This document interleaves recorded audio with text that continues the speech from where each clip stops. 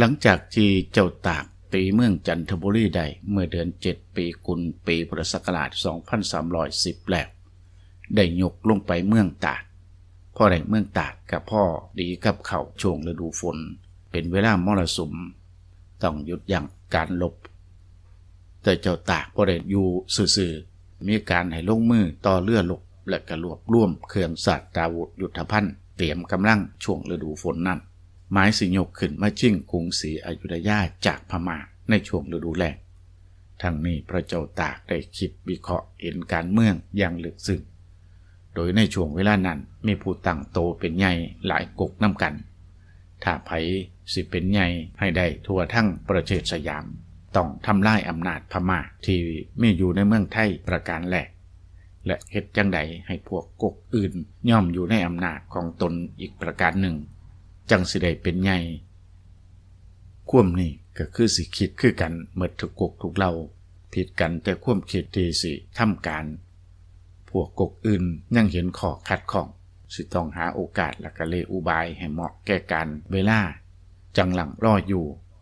มีแต่เจ้าตากผู้เดียวเห็นว่าถ้าสิทำต้องฝ้าวคิดก่อนผู้อื่นแม่ลังล่อไปให้ก๊กอื่นเฮ็ดได้ก่อนก็สิต้องเป็นข่าเขาจังมุ่งหมายที่สิยกมารบพม่าชิงเอากรุงศรีอยุธยาให้ได้ก่อนพวกก๊กอื่นๆในการที่ตั้งโตเป็นใหญ่เจ้าตากเสียเปรียบก๊กอื่นได้เว้ามาแล้วในคลิปที่ผ่านมาแต่ข้อที่เจ้าตากได้เปรียบก๊กอื่นก็มีหลายอย่างหลายประการครับเบื้องต้นเจ้าตากมีชนมายุที่ยังเป็นหนุ่มกว่าหัวหน้าก๊กอื่นๆทั้งหมดเจ้าตากสมภพเมื่อปีขานพ.ศ. 2277เมื่อสิเข้ามากู้กรุงศรีอยุธยาอายุย่างเข้า34ปีเท่านั้นเป็นช่วงที่ว่องไวกำลังกายและก็สติปัญญามีพร้อมอีกอย่างหนึ่งเจ้าตากเป็นชาวกรุงศรีอยุธยาเจริญไว้ที่ในกรุงได้คุ้นเคยคบหาเป็นมิตรสหายกับข้าราชการสั้นรุ่นเดียวกันมีพระบาทสมเด็จพระพุทธยอดฟ้าจุฬาโลกและกรมพระราชวังบวรมหาสุรสิงหนาถเป็นต้นเป็นเหตุให้ได้ข้าราชการสั้นนุ่มเหล่านั้นมาเข้าอยู่นำซอยเป็นกำลังโดยมากอีกอย่างหนึ่งมรบพุ่งพม่ารักษากรุงเจ้าตากก็มีชื่อเสียงปรากฏฝีมือรบพุ่งเข้มแข็งแม่พวกพม่าข้าศึกก็ยกย่องว่าเป็นนายทหารสำคัญอีกผู้หนึ่งในกรุงศรีอยุธยาข้อนี้เหมือนเป็นอำนาจอยู่ในพระองค์อีกอย่างหนึ่งตั้งแต่พระเจ้าตากพยายามตั้งโตมาได้มีโอกาสรบพุ่งหลายเทื่อหลายครั้งเสมอกับว่าได้ซ้อมทหารในกองทัพอยู่เนืองๆทหารของเจ้าตากมียุทธวินัยชำนาญกระบวนยุทธยิ่งกว่าพวกอื่นๆที่เป็นข้อสำคัญยิ่งกว่าอย่างอื่นนั่นก็คือเจ้าตากเป็นนักรบโดยอุปนิสัยเอาพระองค์ออกนำหน้าฝ่ายทหารฝ่าพยันตรายทั้งปวงอยู่เป็นนิดพวกพลทหารกับพากันจงรักภักดีคนส่วนน้อยจังอาจสู่คนหมู่มากบ่เคยแพ้ผู้ใดเวลานั้นเมื่อเจ้าตากเตรียมกองทัพจะอยู่เมืองจันทบุรีนั้นมีข้าราชการเก่าในกรุงศรีอยุธยาที่หลบหลีกหนีภัยพ้นพม่ามาได้ฮู้ว่าเจ้าตากรวบรวมรีพ้นสิมาแก้แค้นพม่าก็ได้เข้าไปสมทบหลายคนมีหลวงศักดิ์นายเวียนมหาดเหล็กและนายสุจินดาหุ่มแพ้มหาดเหล็กคือกรมพระราชวังบวรมหาสุรสิงหนาถ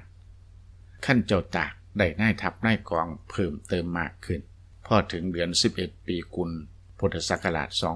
2310สิ้นมรสุมเจ้าตากต่อเรือรบได้100 ลำรวบรวมทหารทั้งไทยจีนได้ประมาณ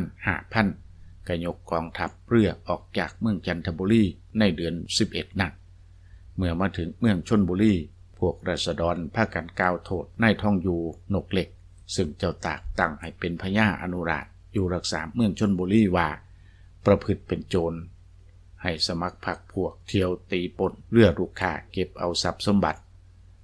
ชำระได้ข่มว่าเป็นสัตว์เจ้าตากก็ให้ประหารชีวิตนายทองอยู่นกเหล็กเสียพอจัดการเมืองชลบุรีเรียบร้อยแล้วเจ้าตากก็ยกกองทัพเรือเข้าทางปากน้ำเจ้าพระยาในข้างขึ้นเดือน12ฝ่ายนายทองอินซึ่งพม่าให้ตั้งรักษาเมืองธนบุรี หูว่าเจ้าตากยกกองทัพเรือเข้ามาทางปากน้ำก็ฟ้าวให้คนขึ้นไปบอกแก่สุกี้แม่ทัพที่ค่ายโพสามตนแล้วเอื่นคนขึ้นรักษาป้อมวิชัยประสิทธิ์และหน้าที่เชิงเทินเมืองธนบุรีค่อยสิต่อสู้กันกองทัพเจ้าตากยกขึ้นมาถึงพวกหลีพ้นที่รักษาหน้าที่เห็นว่าเป็นกองทัพไทยกะบ่เป็นใจที่สิต่อสู้รบภูมิกันน้อยหนึ่งเจ้าตากกตีได้เมืองธนบุรีจับโตนายทองอิฐได้แล้วก็ให้ประหารชีวิตจากนั้นก็เร่งให้กองทัพขึ้นไปยังกรุงศรีอยุธยาฝ่ายสุกิแม่ทัพพม่าที่ค่ายโพสามตนหูข่าวข่วมจากคนที่นายทองอินส่งขึ้นไปบอกบ่ซาพวกที่แตกหนีจากเมืองธนบุรีก็ตามมาฮอดบอกสุกิว่าเสียเมืองธนบุรีให้แก่ทัพของเจ้าตากแล้วสุกิหูกระตกใจจังฝ่าวเตรียมรักษาค่ายโพสามตนช่วงเวลานั้นเป็นช่วงฤดูน้ำสุกิเกรงว่ากองทัพไทยสิขึ้นไปถึงก่อน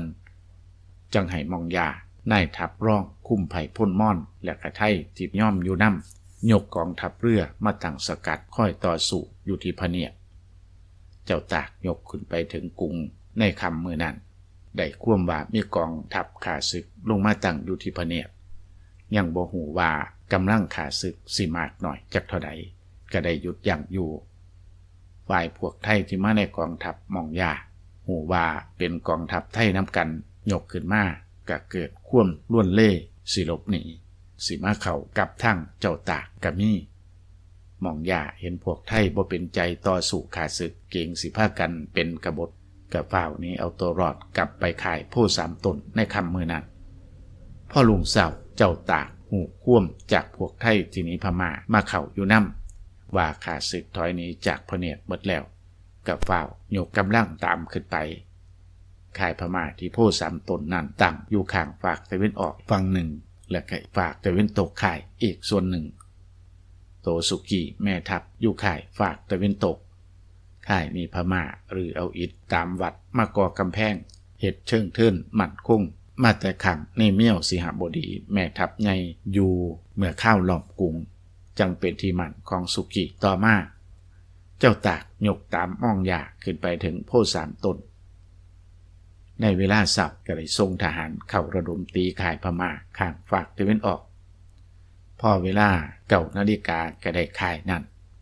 เจ้าตากจังให้เขาตั้งรักษาค่ายแล้วให้เฮ็ดบันไดสำหรับสิพาดปีนค่ายพม่าข้างตะวันตกตั้งแต่เวลาเช้านั้นขั้นพร้อมเสร็จสับคำก็ให้พญาพิพิธพญาพิชัยนายทหารจีนคุมกองทหารจีนไปตั้งประชิดค่ายสุกีทางด้านวัดกลางพ่อลุงเศร้าให้กองทหารไทยจีนเข้าระดมตีค่ายสุกีพร้อมกันรบกันแต่เช้าจนเที่ยง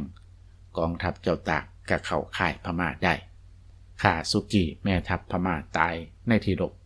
ไผ่พ้นที่รอดตายมองยากับผ้าหนีไปแต่ที่จับได้และเป็นไทยย่อมอ่อนน้อมแต่โดยดีก็เป็นจำนวนมากเจ้าตากตีได้ค่ายพม่าที่โพสามตน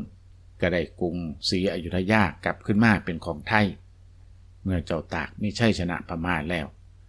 ได้ตั้งพรรคกองทัพอยู่ในค่ายพม่าที่โพสามตนขณะนั้นผู้คนและทรัพย์สมบัติซึ่งสุกิยังบ่ได้ส่งไปเมืองพม่าได้เอามารวบรวมรักษาไว้ในค่ายแม่ทัพ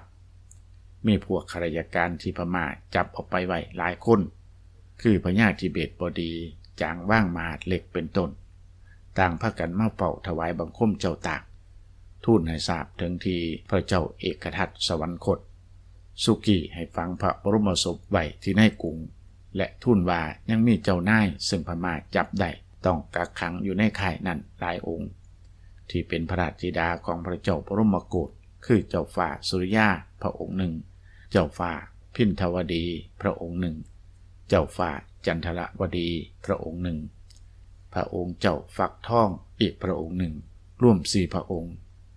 ทั้งเป็นชันล้านทื่อคือหม่อมเจ้ามิตรธิดาของกรมพระราชวังบวรมหาเสนาพิทักษ์หรือว่าเจ้าฝ่ากุ้งหม่อมเจ้ากระจาดธิดากรมมื่นจิตสุนทรองค์หนึ่งหม่อมเจ้ามณีธิดาของกรมมื่นเศษภักดีองค์หนึ่งหม่อมเจ้าชิมธิดาเจ้าฝ่าจิตองค์หนึ่งร่วม4 องค์ เจ้านายทั้ง8องค์นี้เมื่อพม่าจับได้ประชวดอยู่จังบ่ได้ส่งไปเมืองอังวะเจ้าตากหูกะมีความสงสารและแต่ก่อนมาเมื่อเจ้าตากได้เมืองจันทบุรีนั้นก็ได้พบพอกับเจ้าทับทิมธิดาของพระเจ้าเสือพระองค์หนึ่งซึ่งพวกข้าพาหนีไปเมืองจันทบุรีเพราะเจ้าจอมมันดาเป็นญาติกับพญาจันทบุรีเจ้าตากกะอุปการะทำนุบำรุงไว้จังสั่งให้จัดที่ให้เจ้านายประทับตามสมควรแล้วก็ปล่อยคนทั้งปวงที่ถูกพม่ากักขังไว้แล้วก็ได้แจกจ่ายทรัพย์สิ่งของเครื่องอุปโภคบริโภคประทานให้พ้นทุกข์ทรมานนำกันทั้งนั้นแล้วจึงให้ปลูกเม่นดาดผ้าขาวที่ท้องสนามหลวงและก็ให้สร้างประกวดกับเครื่องประดับสำหรับงานพระบรมศพตามกำลังที่สิเฮ็ดได้ขั้นเตรียมการพร้อมเสร็จเจ้าตากจังเสด็จเข้ามาตั้งพับผ้าอยู่ที่ในกรุงให้ขุดพระบรมศพพระเจ้าเอกทัตเชิญลงประกวดประดิษฐานในพระเม่นที่สร้างไว้เที่ยวหาพระสงฆ์ซึ่งยังมีเหลืออยู่นิมนต์มารับทักษิณานุปาทานสดับประกรณ์ตามประเพณีแล้วเจ้าตากกับเจ้านายในพระราชวังเดิมและข้าราชการทั้งปวงกะถวายพระเพลิงพระบรมศพและประจุพระอัฐิธาตุตามเยี่ยงอย่างสมเด็จพระเจ้าแผ่นดินที่มีมาแต่ก่อนในหนังสือพระราชพงศาวดารได้เว้าได้กล่าวว่าเมื่อเจ้าตากทำการพระบรมศพพระเจ้าเอกทัตสำเร็จเสร็จแล้วคิดสิปฏิสังขรณ์พระนครศรีอยุธยาตั้งเป็นราชธานีดังแต่ก่อนจังขึ้นทรงสร้างที่นั่งออกทอดพระเนตรในบริเวณพระราชวังและประพาสตามท้องที่ในพระนครเห็นปราสาทราชมณฑลตำหนักใหญ่น้อยทั้งอาวาสวิหารและบ้านเรือนชาวพระนครถูกข้าศึกเผาทำลายย่อยยับเป็นอันมากที่ยังดีอยู่นั่นมีน้อยก็ทรงเวทสลดพระทัยในมือนั้นเสด็จเข้าประทับแรมอยู่ที่พระที่นั่งทรงปืนอันเป็นทองพระโรงที่เสด็จออกถ่ายวังมาแต่ก่อนเจ้าตากทรงประสบอินว่าสมเด็จพระเจ้าแผ่นดินแต่ก่อนมาขับไล่บ่ให้อยู่ขั้นลูกเศร้าจังเล่าพระสุบินให้ข้าราชการทั้งปวงฟังแล้วดำรัสว่าเดิมเฮาคิดสิปฏิสังขรณ์พระนครให้ขึ้นดีดังเก่าแต่เมื่อเจ้าของเดิมท่านยังหวงแหนอยู่จังสิ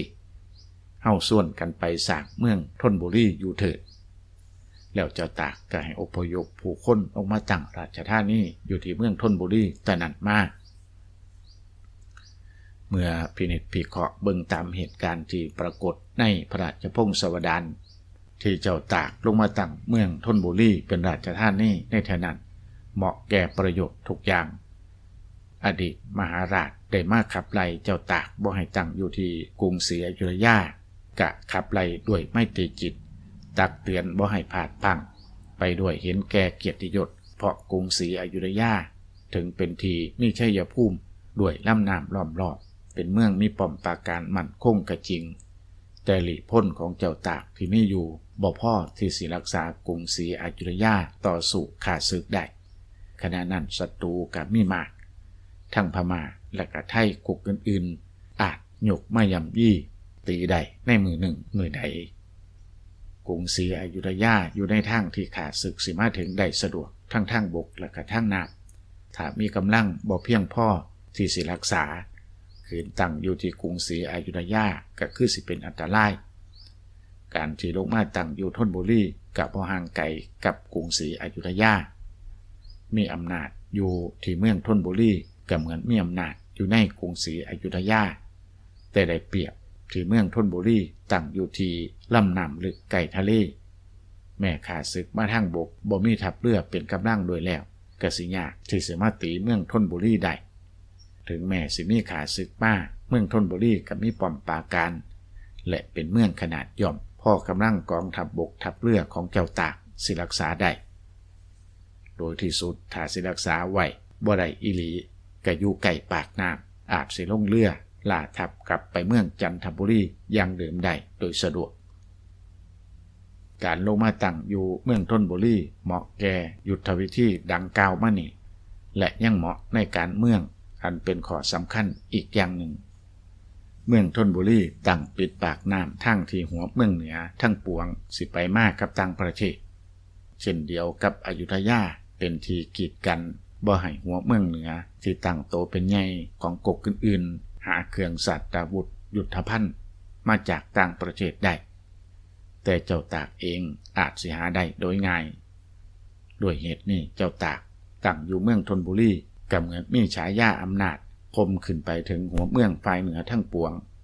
ด้วยประโยชน์ที่เว้ามานี่